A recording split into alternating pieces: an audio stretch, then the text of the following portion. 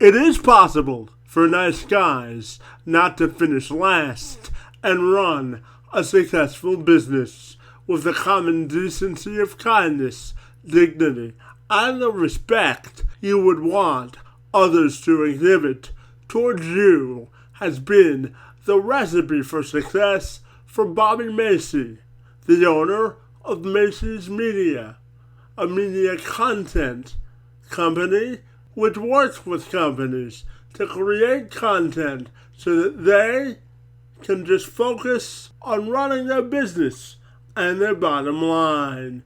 Macey joined me this week to talk about his journey in business, life, and so much more. It was an intriguing conversation which I'm privileged to share with you. I'm Kevin McShann. Let's have this conversation.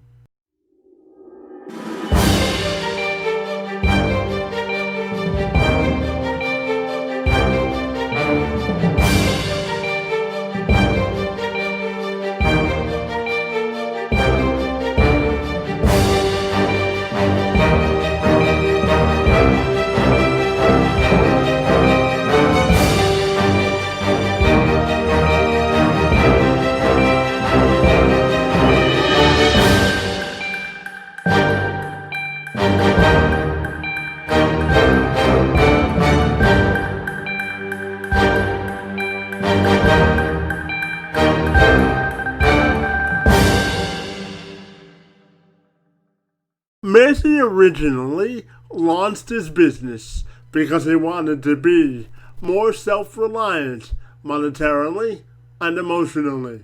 So he commenced his remarks by encapsulating for me his own journey in the world of business and finding his own professional and personal purpose. That is a deep and wonderful question, and I appreciate the thought behind that. For me, self-reliance has been a huge thing, not only economically, but like you mentioned, emotionally, physically. I like to be a person who is in control of my life. And when you are prepared, it is easier to be in control, at least in my opinion. And I realized that from a young age. There are always going to be circumstances in your life, whether you're me, you, anybody, that are uncontrollable. And, life hits you, adversity hits you. But if you're prepared, it's a lot smoother of a transition to take on that adversity. So for me, I'm a deeply religious person. I'm a Christian. I'm deeply religious, and self-reliance is something that I believe is important, not only from a economic standpoint, emotional standpoint, but also from a spiritual standpoint. And for me, all of those things kind of tie together. And the more prepared I can be, the better off I am as a human being. And the less erratic I'll be with my decisions, or the less of a roller coaster I'll have with my emotions. And so for me, this has been a journey. This has been something that I've been trying to practice self-reliance in different areas of my life my entire life, ever since childhood. From the fact of, imagine you're in a scenario when you're a kid and you get picked on and you want to be self-reliant, AKA you want to be able to hold your own and stand up for yourself and learn what it means to have a voice. And so that's one perspective, right? But then financially, I had in 2017, Kevin, I had an experience that kind of shook me to my core. Now, my wife and I, we had two kids at the time, and I was working at a startup, and I made a decent wage, but we also had just moved in about a year earlier to our first home, and we had a mortgage, and we had one car payment at the time, and we were living within a budget. But then I got laid off, and we had less than 3 months worth of savings at that time. And I had to go into beast mode to find a new job, which was a good experience for me because then I could relate to so many other people who had been laid off. But Kevin, I will tell you, that was a scary moment knowing that you have a finite amount of money in the bank and you know what your bills are. And therefore, you have to go and land a job fast, right? And so that was an eye-opening scenario for me where I decided from a monetary standpoint, I wanted to become more self-reliant, and that could take on a few different things for me. And I know I'm giving you a long-winded answer here, and you're being very patient with my answer, but I think that this gives you a little bit of insight into who I am. So, oh, go ahead. No, absolutely. I was just going to say that I'm a journalist, so I completely understand the long-winded answers, of course. Well, I appreciate your patience. What I was going to say alongside that was I recognized that self-reliance was not just having more money in the bank for me. That was one part of the equation, but that was not the entire equation.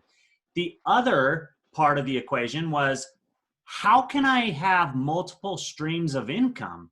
Do I need a side hustle? How can I develop passive income? How can I think about money differently than just I go to work from 9 to 5 and I receive payment for those hours? I really wanted to develop the mindset of being safe and protected so that if one barrier breaks down, I still have a few more in place before adversity actually hits me hard. Does that make sense? It does, and it also leads into my next question about, I know that you're big on growth mindset and maximizing your potential. So I could only imagine the experience you just detailed for me helped you in formulating that approach to life. Would you agree with that as well? I absolutely agree with that. Having a growth mindset and a positive mindset, that takes training. That is not something that is developed overnight. That takes years of training and work, really. But the results of that continue to be great. And let's go back to that situation where I was laid off. I was in a somewhat of a precarious situation financially. Thankfully, I didn't have debt except for my house and one car payment, but I didn't have student loans. I didn't have, other forms of debt that unfortunately many people do have. So, but I didn't have a big savings account, right? So I knew I had to land that job fast. That positivity and that growth mindset, I am 100% convinced, Kevin, that is what landed me a job super quickly, because I went to social media and that's where my influence was, right? Facebook, Instagram, LinkedIn. And I put out a message, and instead of me putting out a message griping about how I just lost my job, I put out a message of positivity and hope. And it expressed a lot of love and gratitude and appreciation for my employer. And I let the world know that I was actively seeking new employment, but at the same time, I was not disgruntled at all. And I really appreciated working with the great people that I had just worked with for that previous year. And when I put out that message of positivity, I had a lot of people reach out to me. And it led to an army of people looking for jobs on my behalf rather than me just looking for a job. And so that positivity and that growth mindset, that was just absolutely essential in helping me get back on my feet to support my family. The other part I didn't mention, my wife was 6 months pregnant with our third child at the time. So I knew that we needed insurance and I knew that we needed an income. Well, I also know that you could write a book about how to overcome obstacles if you wanted to, but it sounds like you have a positive mind frame on how to overcome challenges, huh? Well, that's what I've tried to develop because, each of us has our own background. Each of us has customized challenges in our lives. And I'm not going to pretend that my challenges are the same as yours or any of the listeners here or viewers. But there are certain common denominators. And the biggest common denominator is the fact that it's not if a challenge comes, it's when the challenge comes. Adversity is going to hit. It is a part of life, and I embrace that. And I think when you choose to embrace that it's going to be a significant part of your life, whether you are rich, poor, regardless of race, regardless of religion, doesn't matter. We're all human beings. And so adversity is a part of life. And when we embrace that and take it head on with a good glass half full attitude, I think we can accomplish some incredible things. And I know you brought up your Facebook experience and your social media networking when you were looking for a job. So you piqued my interest there. So I'm just going to ask you if you could give the viewers out there your perspective on the positive benefits of networking when you're trying to advance your career. Absolutely. I am a big believer in this to the point that I have a course all about this. And it's all about developing a personal brand because my opinion on the matter is, look, when we meet somebody and we are our true selves, natural conversations occur. And imagine this, you go to a party with some friends or a dinner event or any sort of event where you are going to meet new people. What are the typical conversations that happen? You walk in, hi, I'm Kevin. Hi, I'm Bobby. Kevin, what do you do for work? Tell me about your employment. Tell me, do you have a family? Da, da, da. There are just conversation starters that happen regardless of where you're at in life when you meet people. And they're those first barriers to entry. And work is almost always one of those things, right? And so I have this philosophy with my personal social media. I don't want to only post about work. I don't want to only post about family. I don't want to only post about hobbies or interests. I try to use my personal social media feeds as a decent reflection of who I actually am as a person. And I think about it almost as a marketing strategy, right? Which is, hey, I'm an individual who has multiple interests. And so I'm going to showcase that on social media. And one day on my Instagram stories, you might see me playing with my kids or my dog. And the next day you might see me holding the camera doing some video production because that's part of what I do for work. But as I showcase different elements of my life and what I do, people naturally take interest and I stay top of mind. So this is where it's really interesting here. As you stay top of mind and as you stay in people's social media feeds, naturally you start to enter into conversations when you aren't even there. So new scenario. You have two friends or you have a friend that's talking to somebody that they know and they say, hey, I've been thinking about starting a podcast. And the person that you know says, look, you need to talk to Kevin. Kevin has been doing podcasts for X amount of time. He's the best. He asks the best questions. He does X, Y, Z. The guy is so good. You need to talk to Kevin. So then what happens? You aren't even there, but your personal brand just entered you into a conversation when you weren't even present. That's the power of a personal brand in my mind.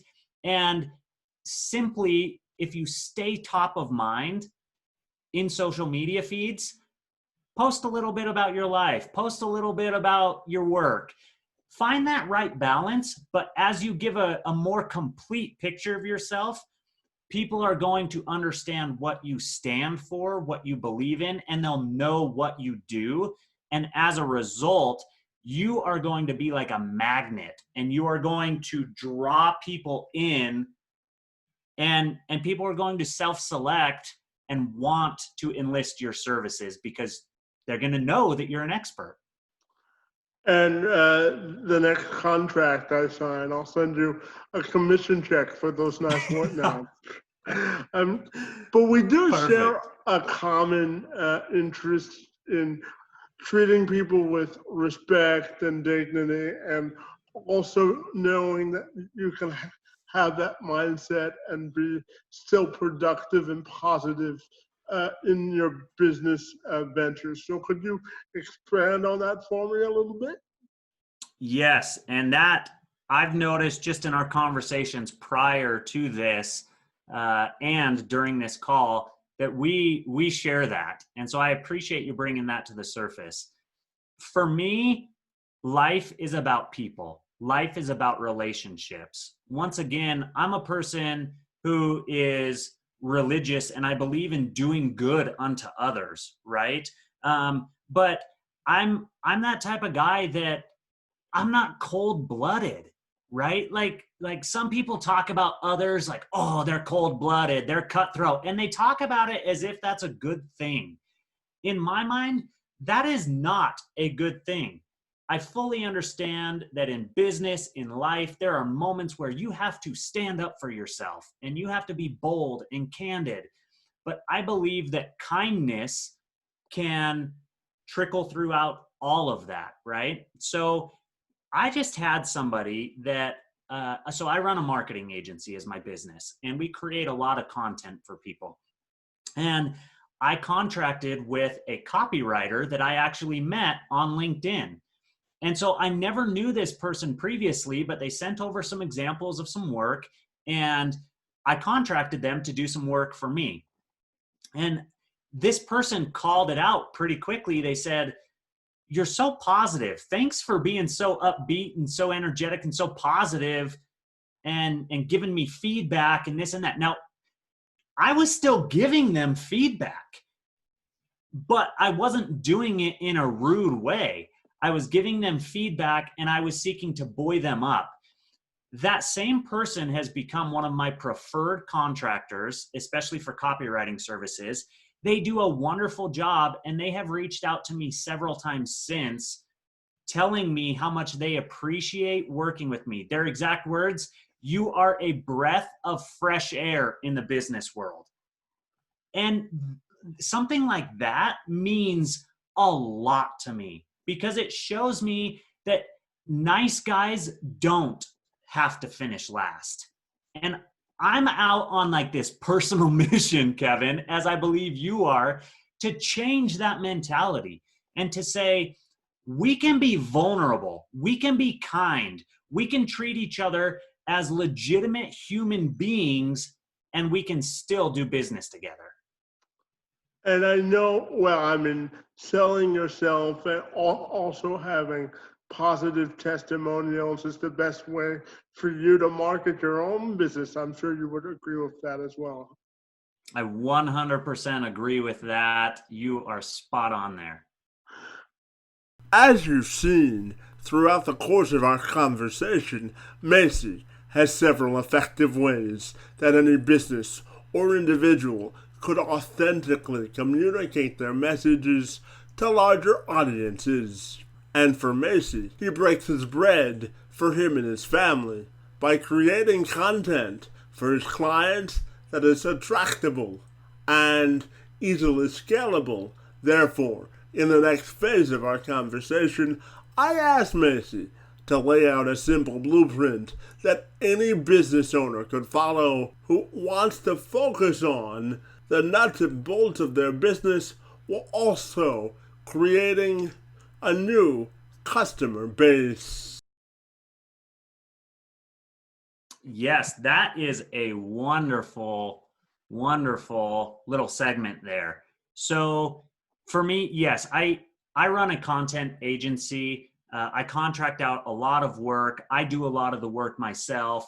It's a wonderful business. Now, I got into this business because I actually was pretty tired of the corporate world. And I was that dreamer, as I'm sure we have people in the audience viewing this that are dreaming about, how do I leave my 9 to 5? That was me a year ago.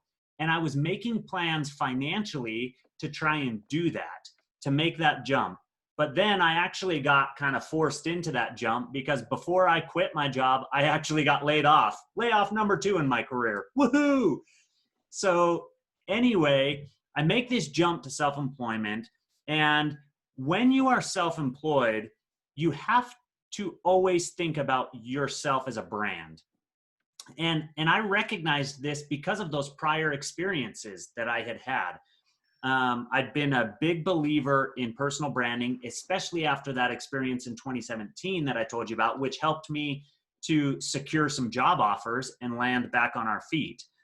So that as kind of the pre-context. Now to get to the meat of your question. How does somebody go about building up revenue, scaling when they're in this position of trying to grow a business using content? Content is another word for storytelling.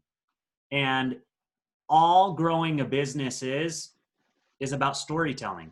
Whether you are focused on consumers and you are what we call B2C and you have a product or you have a service, it's all about how do you tell that story. You want to know some of the best storytellers in the world? Apple, right? We love our Apple products, those of us who use them, because they tell us stories that resonate with us. They tell us stories of simplicity, stories of I can capture life, stories of easy usability, etc., right? Now, anybody who has brand affinity to any product, they've been caught up in good storytelling. So the first thing you have to do is you have to focus on what's my story. And once you can hone in on what your story is, that leads to a lot of different questions that bring about a lot of introspection. And then you just think about it as act 1, act 2, act 3 in a play, right? That's common storytelling. What do I need for act 1? What do I need for act 2? What do I need for act 3? And that's going to become essentially my user journey, right? And how I'm leading people to buy my product or use my service. So a great way to tell stories, grab your cell phone and do this. Hi guys, I'm Bobby Macey. I'm here with Kevin today on his podcast.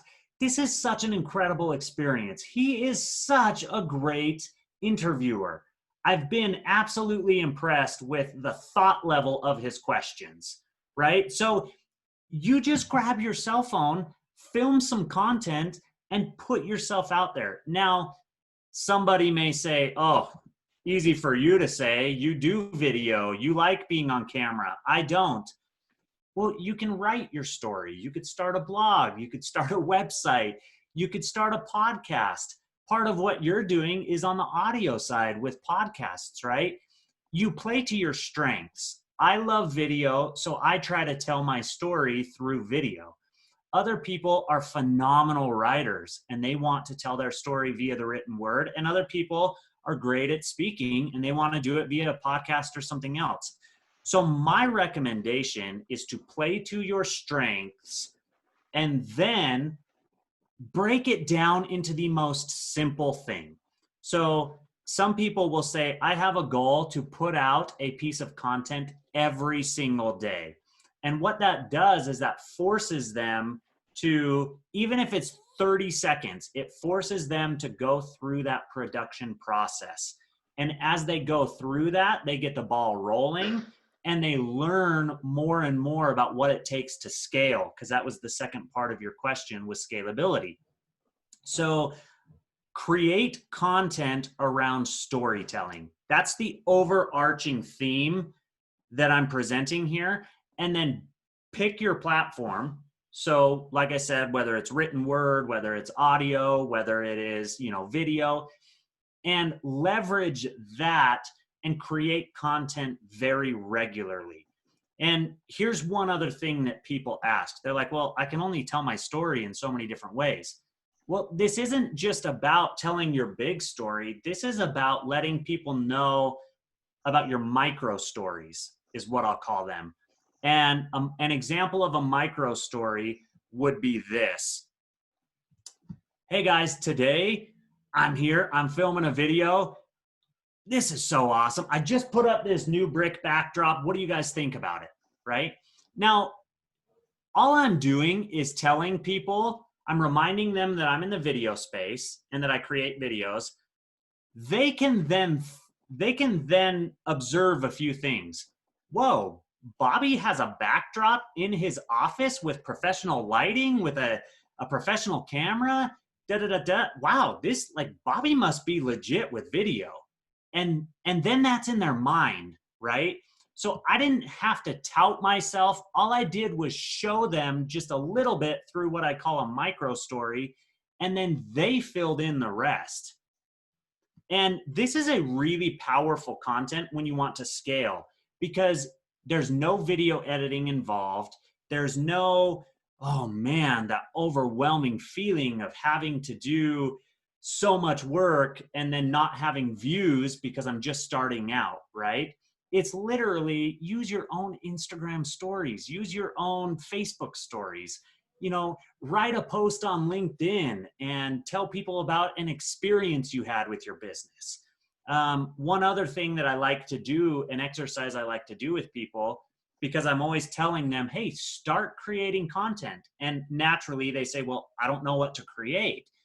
And so I say, okay, Kevin, when people find out that you do podcasting and that you are a qualified journalist, what are the most common questions they ask you?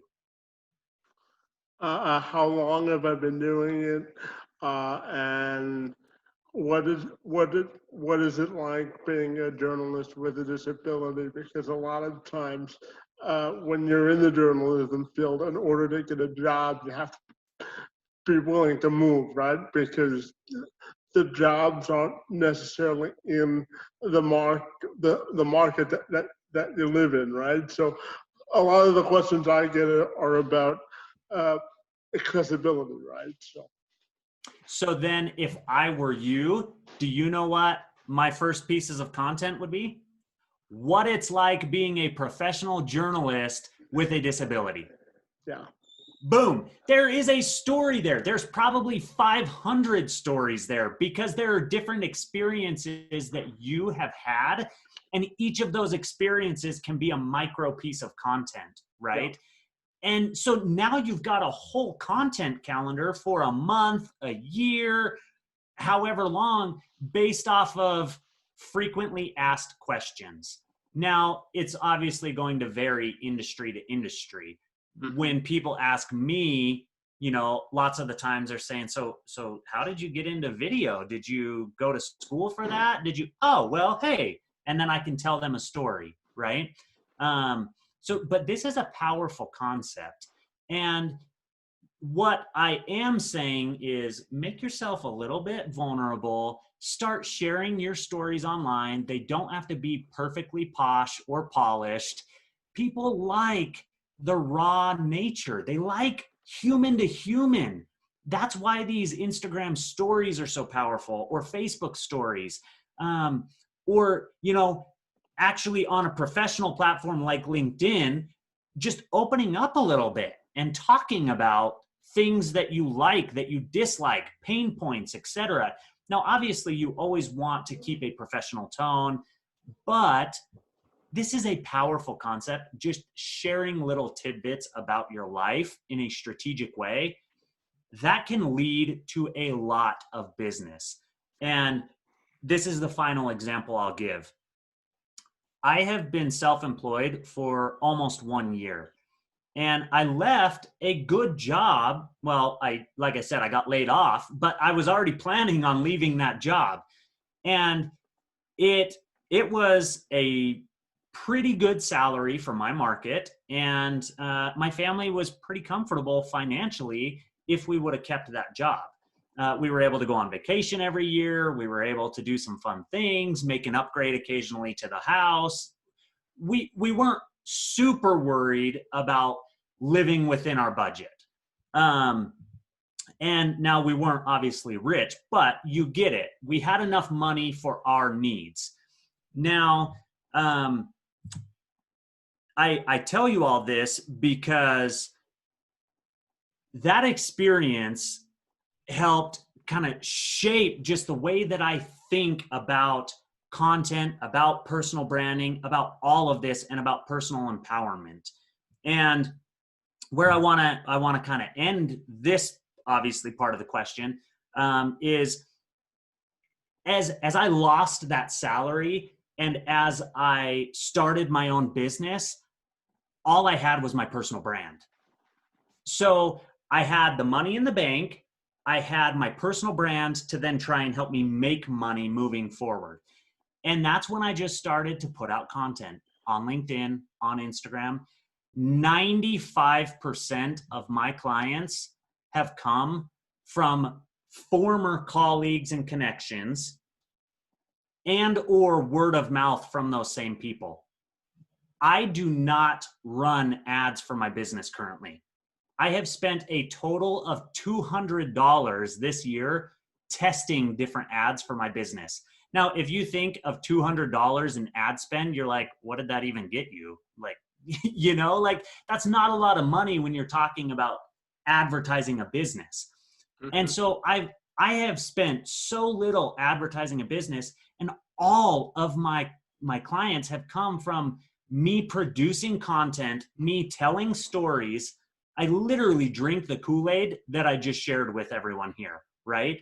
That's how I'm building my business, is just by sharing stories, staying top of mind, and then people self-select and they come to me and they say, Bobby, I want to hire you for X. Yeah, and hopefully you can use this interview today as content as well, right? So I absolutely will. And hopefully we both benefit, right? Because you're exposing me to your audience, and I'm going to share this, and I'm going to expose you to my audience. And then the world gets to know Kevin, which is so good. Yeah, I always tell people too that life is a constant game of networking, right? And one thing I would add to what you had shared with me is that one part of my success is the ability to be nimble, right? So when straight out of college, right, I spent 4 years as a volunteer television reporter, and I was able to pivot from doing TV work for a while, and then I did employment work for people with disabilities. That got me exposed to more journalism opportunities. So it's always important to be a constant networker, right? So that's my next question to you in terms of maximizing the connections you make. Because once you make a connection, I also believe it's important that you continue to build sustainable connections. So can you tell me about that and sort of the building a business model as well? Yes, absolutely. So I have a lot of opinions on this matter, but I'll try and keep my answer shorter than some of the other answers I've given. So when it comes to the personal network and nurturing those relationships, but also using them for business purposes, this is how I think about it. Overarching rule: treat people as human beings. That is the first rule to, one, connect with them and be able to actually have a relationship. Now, there are a few different ways to think about this.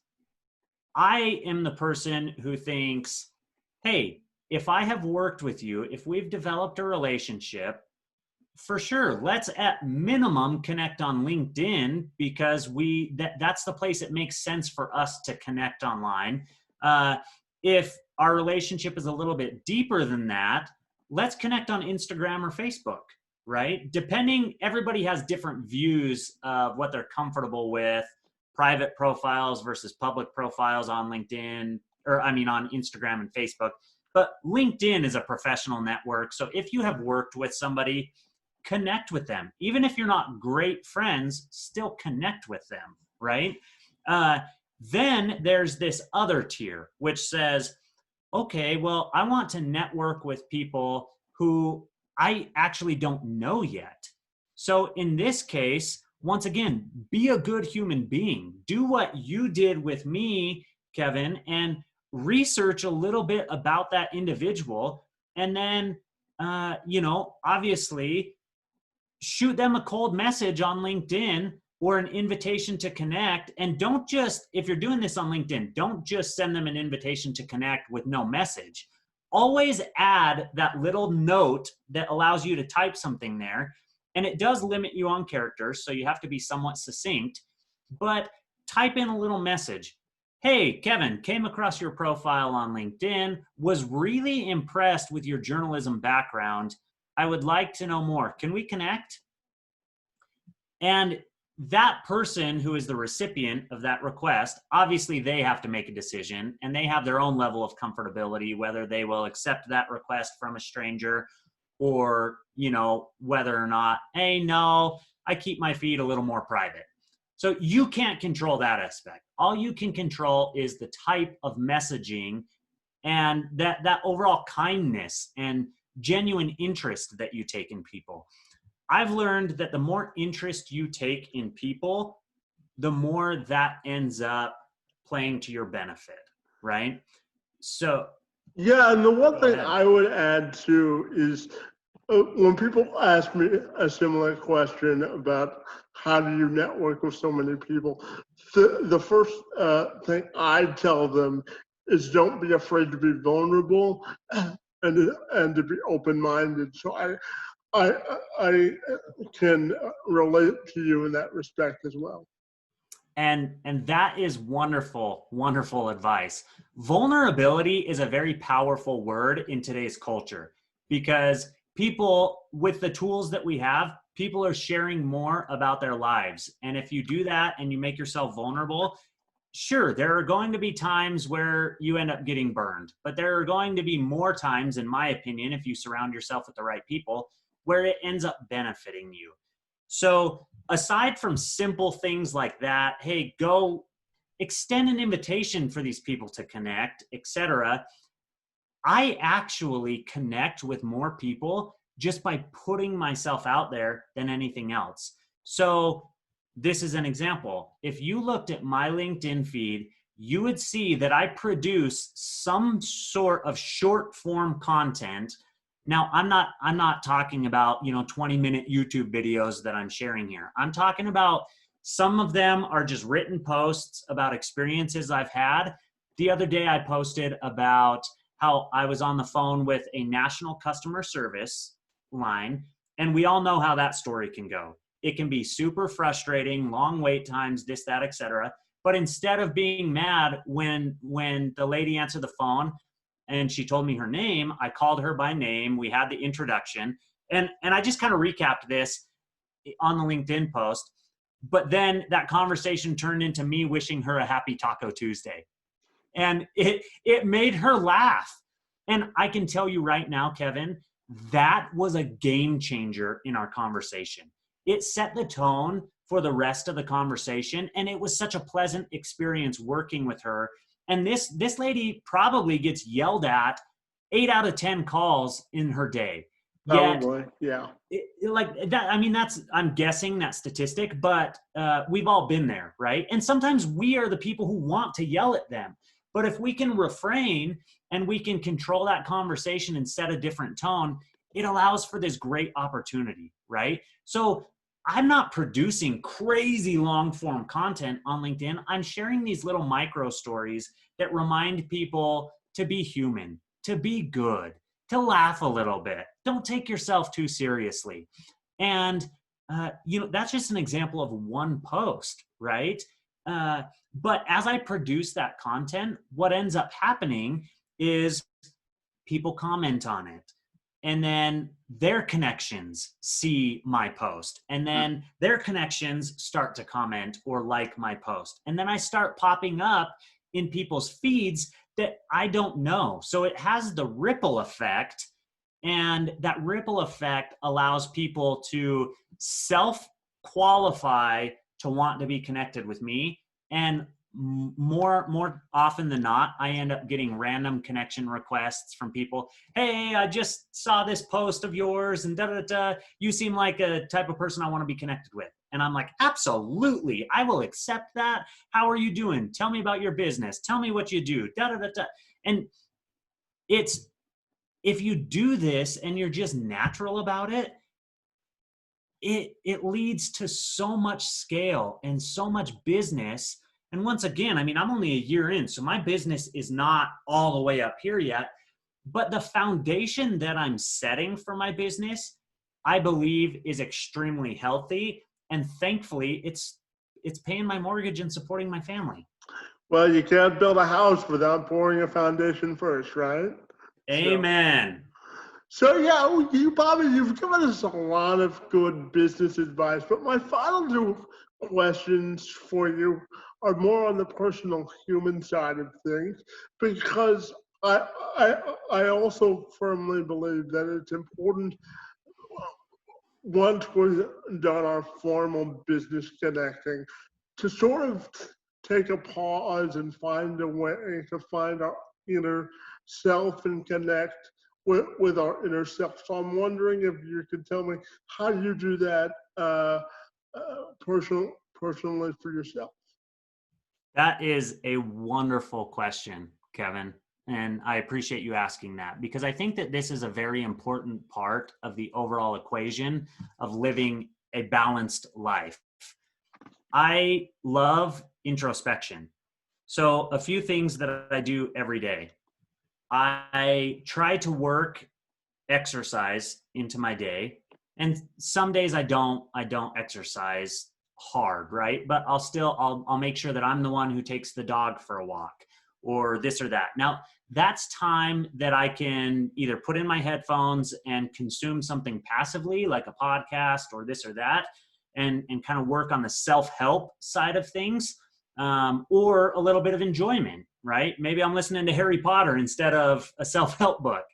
But that is a great way. Exercise is a great way for me to maintain overall health. I mentioned I'm religious, so I try to be prayerful throughout my day.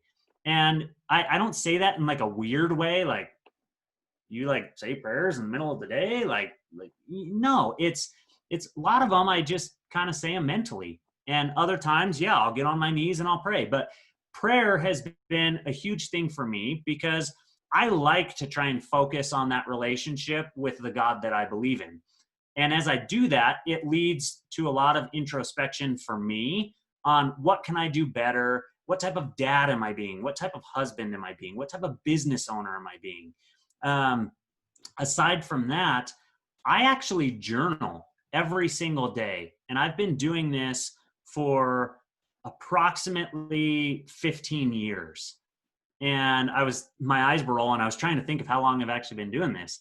Yeah, it's been about 15 years. I had the opportunity to live in Brazil for a few years and do some humanitarian work and volunteer work there. And while I was there, I got really big into this concept of journaling and documenting what's going on in my day, but not just like, oh, today I did this, I did that, but my actual feelings. This is where I'm at. This is my state of mind. This is how I feel. This happened. This is what it made me feel when that happened, right? So meaningful journaling and documentation, that has helped me to clear my mind every single day. And it's almost like I'm brain dumping. It's almost like a form of therapy, to me at least, right? And I'm a person who, I have a lot of people close to me in my life who struggle with anxiety, with depression, with mental illness. And I'm no stranger to that even myself, right? And so For me, it's all about balance. How can I find balance? And those are just a few ways that I think I find balance on a daily basis. So just real quick to repeat those, I pray every day, I try to exercise, and I journal every day. Now you could add myriad other things to that list, but those are three things that have really helped me because they offer moments of health and introspection. Yeah, and I guess my final question for you is, can you just speak to the importance of, yes, maintaining positive business culture, but also knowing that when you, because I know I'm guilty of this, when I get an email, I want to be in the moment and respond right away, but I've also learned the importance of not being so consumed with work that I don't lose a part of myself.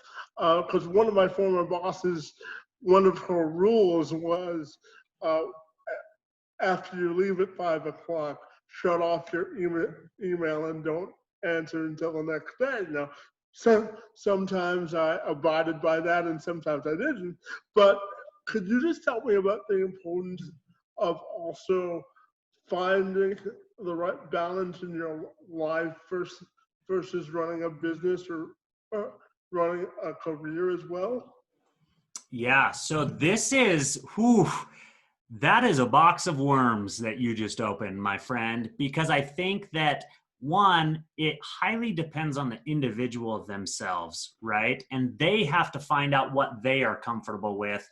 Two, sometimes you have this added layer from your employer where you have a great manager like the one you just described who says, hey, take some time for yourself. Don't answer these emails. There's no expectation to do that. Other times you have superiors who do expect that.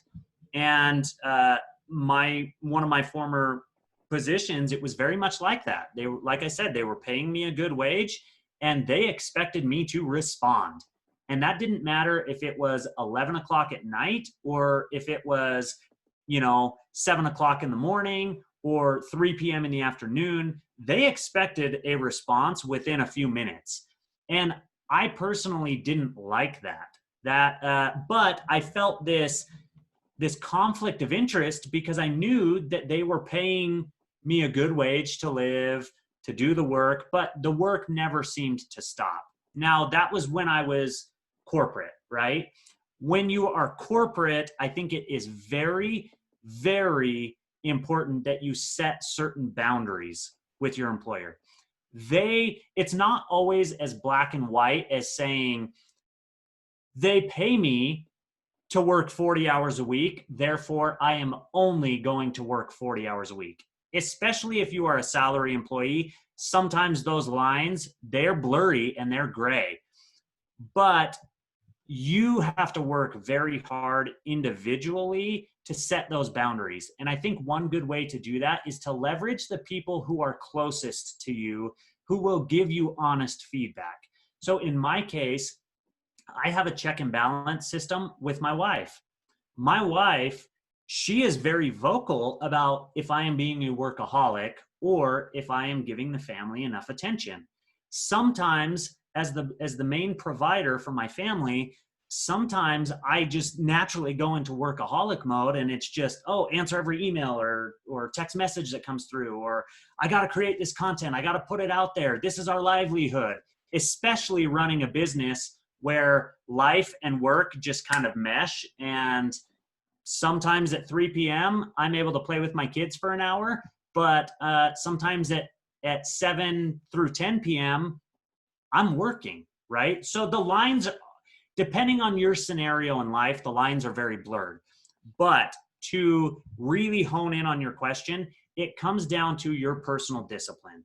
And are you willing to have tough conversations, or what we could call crucial conversations, with people who are important to you? Sometimes that's going to be your spouse. Other times it's going to be your close friends.